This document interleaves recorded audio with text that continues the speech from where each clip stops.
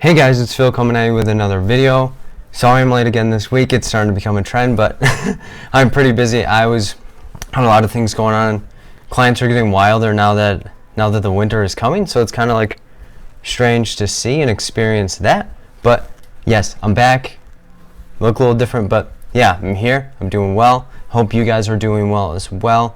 And I want to thank you guys all for the support that you guys have been showing. It's pretty amazing to me and for me that I'm able to do this for you guys. So this week we had a couple people pass, which is amazing. So we have Amy, we have Marcia, we have Joanne, we have Delisha, we have Anne, and we have Wadney. And thank you all for supporting me, for shouting me out, and giving me the opportunity to help you guys prepare. It's amazing that I get to do this. So just some topics that I've been seeing a lot of people talk about in passing is, who should I have support me? So when you're doing this prep and when you are doing anything in your life, I always suggest people to surround people with people that are going to be productive and supportive for them, because not a lot of people are going to have your best interest at heart when in this exam. You're going to have a lot of people telling you many different things. You should do this, you should do this, you should do this, you should do this.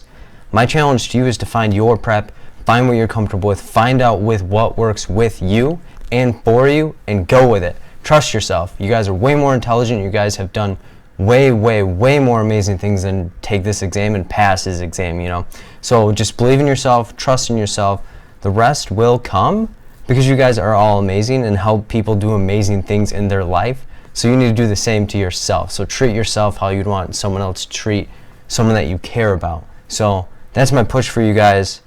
And know that not everyone has your best interests at heart. I know I do, but not a lot of people. So reflect on who you have surrounding you, and if they're causing you more stress than good, you may have to cut them out for this prep, or maybe in general, because maybe not good for you. But enough of that. Let's get into the video, guys. I'm fired up. I'm happy. I'm excited to be back and doing this for you guys. All right, so let's see what we're looking at today. And again, I do offer private tutoring if you guys are interested. I'm kind of slow on my emails, like I said, I'm a little busy, but I'm planning on doing all my emails tonight. You can quote me on that. My email is berda24@gmail.com, as well as I'm starting to post all the study groups ahead of time just in case I have a late upload like I did today. So my next two study groups are going to be ethical considerations and supervision, and that's this Sunday, the 27th, from 7 to 9 p.m. Eastern. And the next one after that is going to be Super Bowl Sunday. So yes, I am going to be doing something on Super Bowl Sunday. It's going to be diversity considerations, and I'm debating on doing practice questions with the remaining of time. However, this is your guys' study group, and I just tend to like to do whatever you guys feel is necessary and feel that kind of out. And those that have attended the study groups, the process is you send payment for them. I send you the link, as well as I do a question and answer before and or after the study group. More recently, we've been having shorter ones, but we've been up to 2 hours after the study group, answering your questions, being there for you guys, and making sure that things are okay with you guys, because the better you guys feel, the better you're going to perform during the exam. And if you're interested, again, my email is berda24@gmail.com. So let's get into the questions, guys. So the first one that we have today is a social worker at a psychiatric hospital. Oh, emergency agency has completed an intake with a 27-year-old man. The man was brought in by his friend because he has been homeless for the past 2 weeks. The man reports that he was kicked out of his house since he stopped contributing to the bills. The man reports having episodes of depression where he will isolate himself for days, experience crying spells, have low self-esteem, and having periods of hypersomnia. What would be the best treatment modality for the social worker to utilize? So remember, we always need to remember where we're at. So a psychiatric emergency agency, and we're completing an intake. So this is the first time that we're encountering this person. Who is this with? A 27-year-old man. The man was brought in by his friend. So we have to gauge the readiness here. He has been homeless for the past 2 weeks, so that's important to know the length of time whenever we're encountering things like that. The man reports he was kicked out of his house since he stopped contributing to the bills. So we know the trigger to why he was homeless. Man reports having periods of depression. He'll isolate himself for days, experiencing crying spells and low self-esteem, and having periods of hypersomnia, so oversleeping, as well as isolating himself, crying spells. So we have some depression here. Got to keep in mind where we're at and what we're doing though. So best treatment modality, CBT. This is going to be longer-ish term and can treat basically any and all disorders. Solution focused is going to be shorter-ish term treatment, where the social worker and social worker and client come up with a quick solution to improve the quality of life.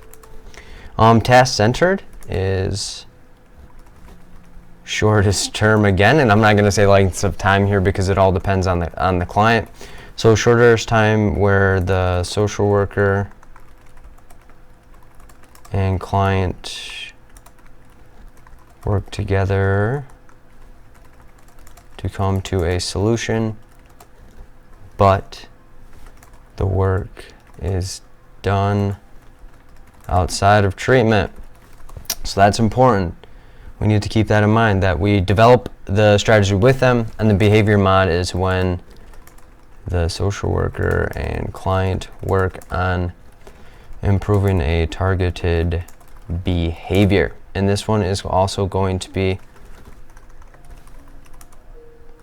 longer term, because if you've ever tried changing a behavior in your life, it takes a little bit more time and troubleshooting than like getting around and about things. And we also need to remember that we investigate positive reinforcement, negative reinforcement, positive punishment, and negative punishment within that treatment modality. So I'll rule out behavior modification because this client is working through some homelessness as well as depression, so there's no real targeted behavior here of modification. And cognitive behavioral therapy, we'll kind of zone that one out as well. Given there's some type of depression, remember, we are at a psychiatric emergency agency. So here, we're going to assess, stabilize, discharge. And we need some quick action so that way we can get this person back on their feet and get what they need to do, as well as we can coordinate them later on. But our ultimate goal at the psychiatric emergency agency is to stabilize and make sure they're ready to do it. So that means, do we want to do the solution focused or task centered? And a key thing that we have to keep in mind here is, are we looking for a solution, or are we looking to create like kind of a task list or mission for the client? So within this, we need to remember where we're at, psychiatric emergency agency, and are we really going to like be like, hey, here's all these awesome like techniques, tips, strategies, now do it yourself out into the community. So that would mean that we're going to rule out task-centered and go with solution-focused, because this person needs some quick, immediate quality of life as well as stabilization techniques and strategies to help improve their situation. So remember here, we need to remember where we're at so that way we know, and it helps guide what we can actually do. Next question. A 38-year-old client meets with a case management social worker for their monthly follow-up visit. The client reports feeling like people are out to get him and that he has been isolating himself more to prevent anything bad from happening. The man reports that he has found it difficult to complete tasks because he feels like he's not good enough and wants everything perfect before proceeding. The man stumbles on his words and finds it difficult to sit still throughout the session. What would be the best medication to address the client's situation? So who are we working with? 38-year-old client. What type of social worker? Case management social worker. And this is a monthly follow-up. So we've been seeing this client for quite a few times. And then symptomology. Client reports feeling that people are out to get him, that he's been isolating more and trying to prevent from anything bad happening. So he wants to stay away from people because he doesn't want bad things to happen. Man has some concentration issues because he feels like he's not good enough. So some self-defeating as well as self-esteem and concentration all woven into the same. And the man stumbles on his words, so there's some like flight of idea going through his mind, so he's not able to slow them down. Finds it difficult to sit still, some like fidgeting as well as psychomotor like agitation here, so have to keep that in mind here. So what would be the best medication for the client's situation? So Haldol is going to be an antipsychotic, which schizophrenia, brief psychotic,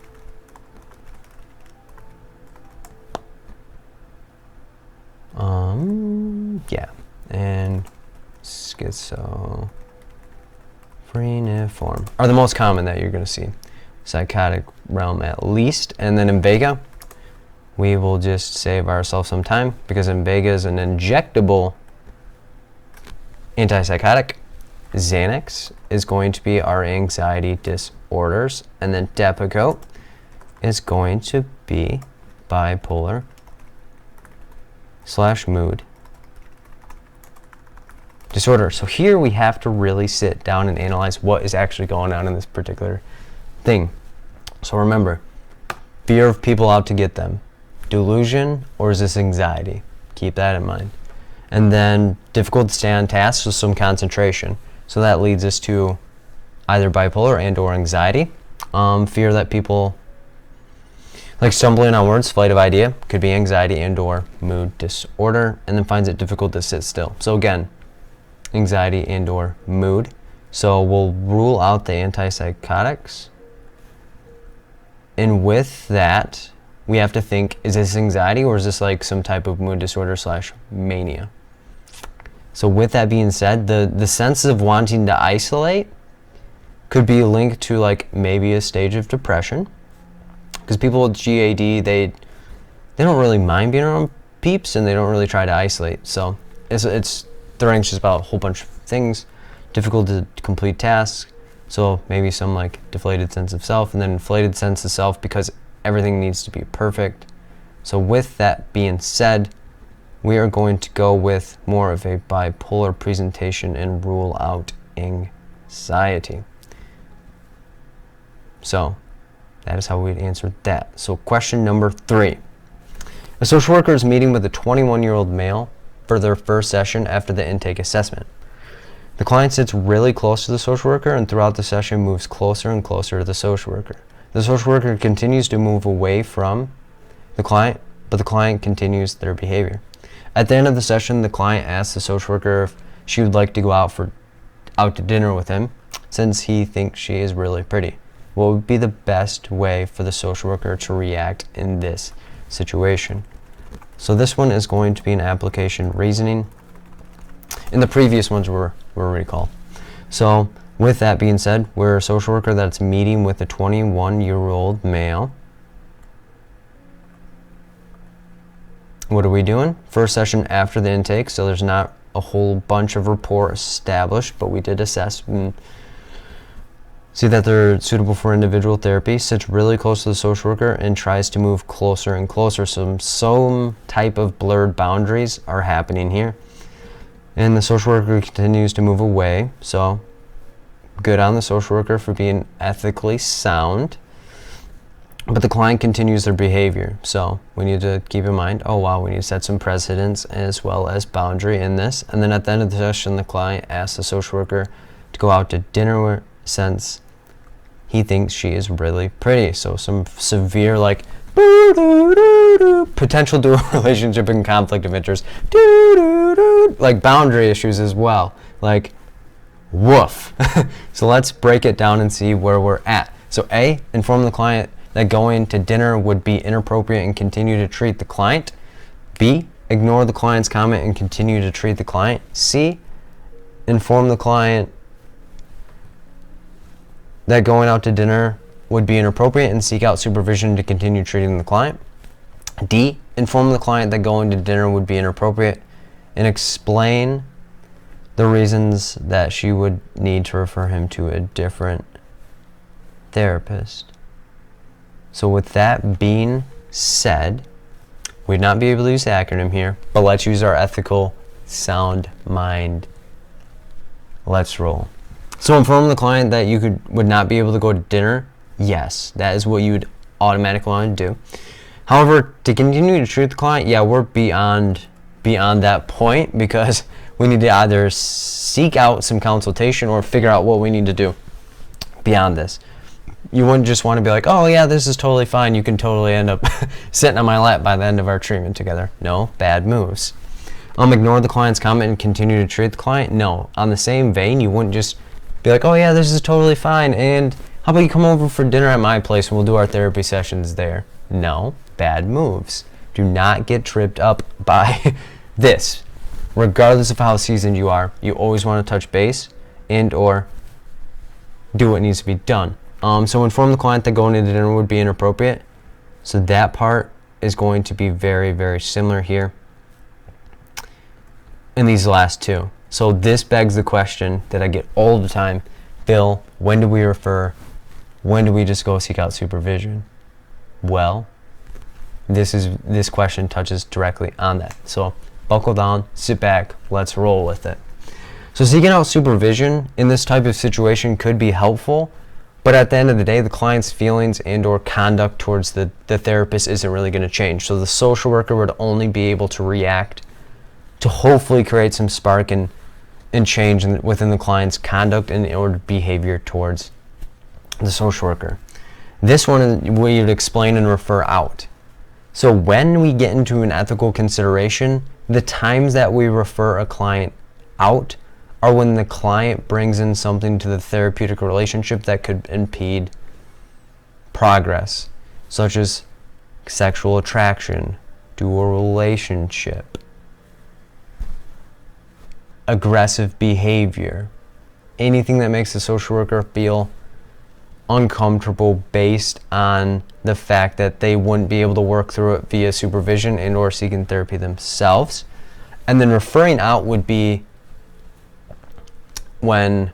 supervision, is when the social worker brings something in response to what the client has done. So for example, client brings up sexual abuse. It sparks and triggers something within me.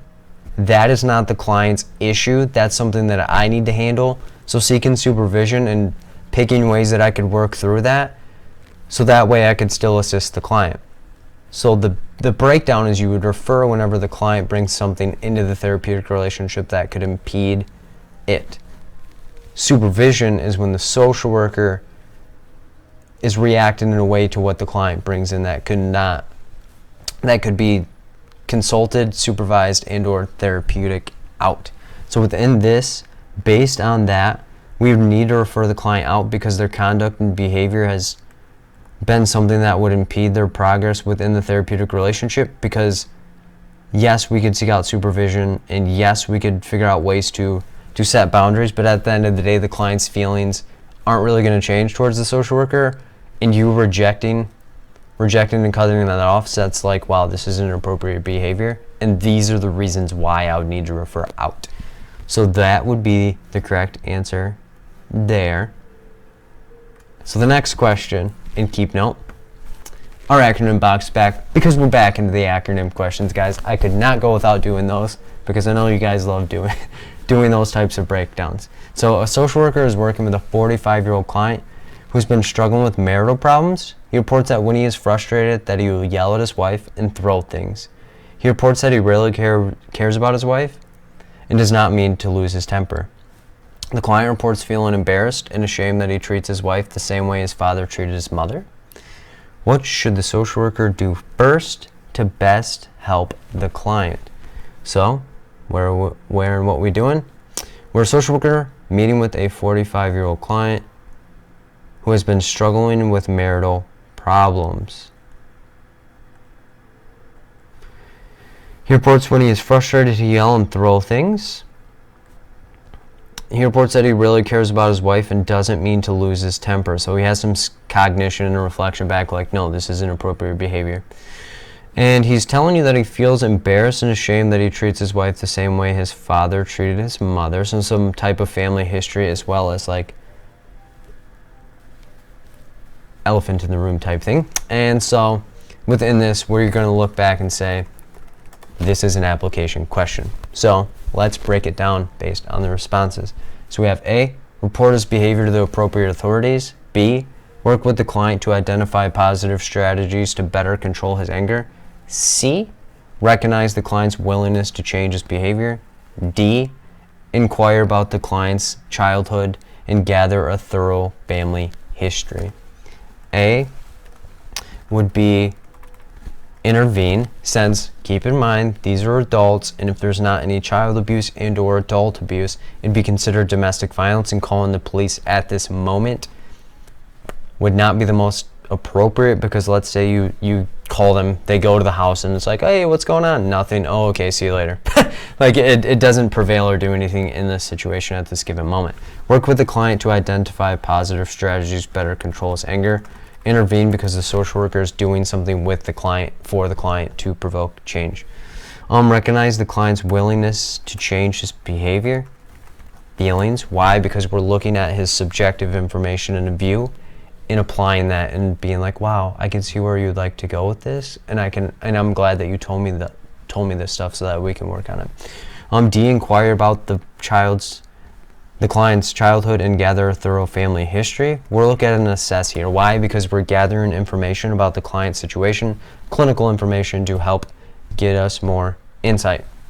So with that being said, A would be ruled out because, like I said, unless it's child abuse and or adult abuse or domestic violence is actively happening, we would not be able to breach confidentiality for the police. Working on positive strategies to better control his anger. Yes, might be done, but not yet, because there's bigger fish to fry at this moment, and we have to do things before we proceed. A lot of people love doing intervene quickly. Why? Because we like helping improve people's situation. However, we need to know what our limitations and what we actually can do are. So that begs the question, do we want to recognize the client's feelings or inquire more information? So with that being said, inquiring more information might be helpful, but not at this given moment. The big line here is that he felt embarrassed and or ashamed, and we need to recognize and say, wow, I'm glad that you told me this, and wow, you can really tell that this really is affect your situation. So that way we can spark that relationship as well as make them feel open, recognized, so that way they ultimately get into more information. So that would be the correct answer there, and it's a feelings, and so it's the second option, first consideration in this scenario. So then the next question number 5. A social worker is working with a 50-year-old male whose wife of 30 years recently passed away. The client reports feeling empty, lacking motivation, and at times blames himself for his wife's death. The client is intelligent and articulate when answering questions. The client reports wanting to go back to school to better his life, but struggles with staying on task. After completing the assessment, what should the social worker do next? So we're a social worker working with a 50-year-old male, so that's our target. What is happening?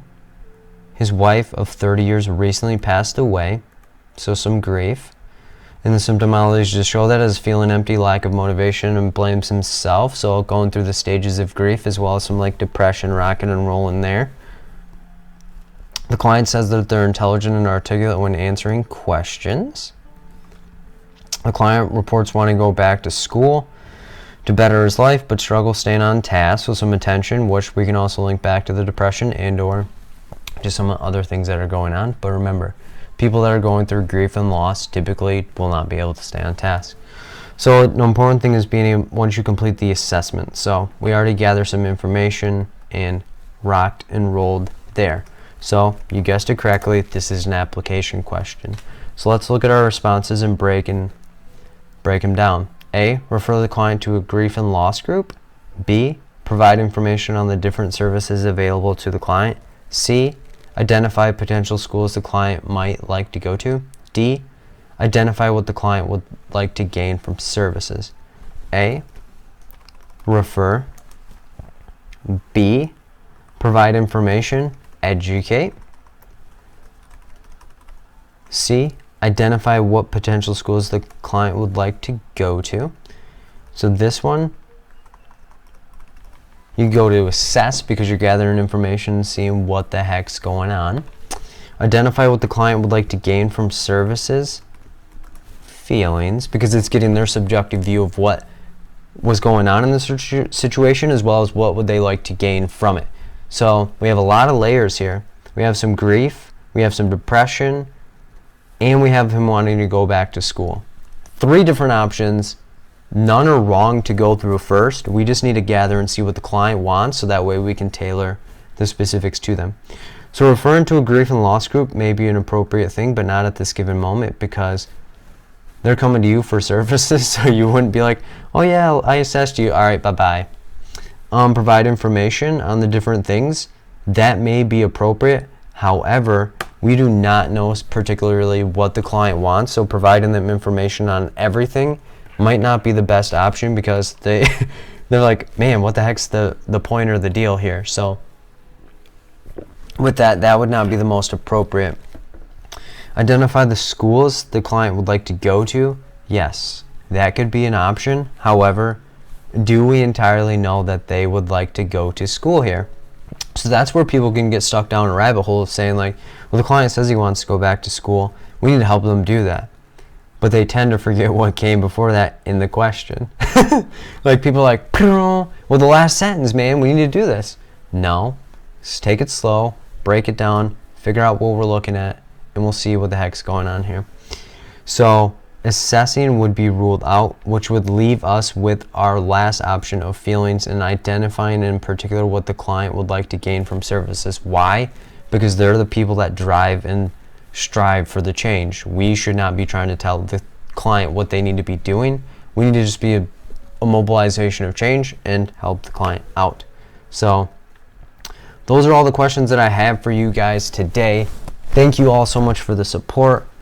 Thank you so much for watching. Comment any feedback that you have down below, whether it's the questions, my style, any in particulars or struggles that you're going through.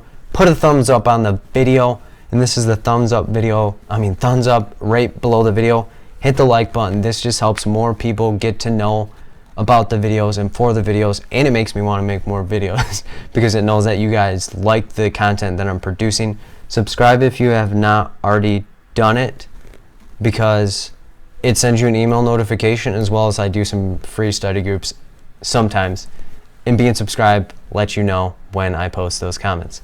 And if you're interested in tutoring again, or have any questions, or want to be a part of the study groups, send me an email at berda24@gmail.com. My next study groups are 127 Ethical Considerations in Supervision, February 3rd, Diversity Considerations, and again, these are 7 to 9 p.m. Eastern.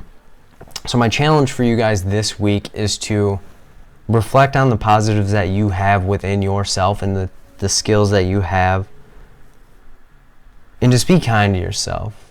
Treat yourself how you would suggest a client to treat themselves, because we oftentimes tell people, man, be more positive. You need to be cutting back. You need to be taking more rest. Maybe you need to be sleeping more. But we do not do it to ourselves and for ourselves.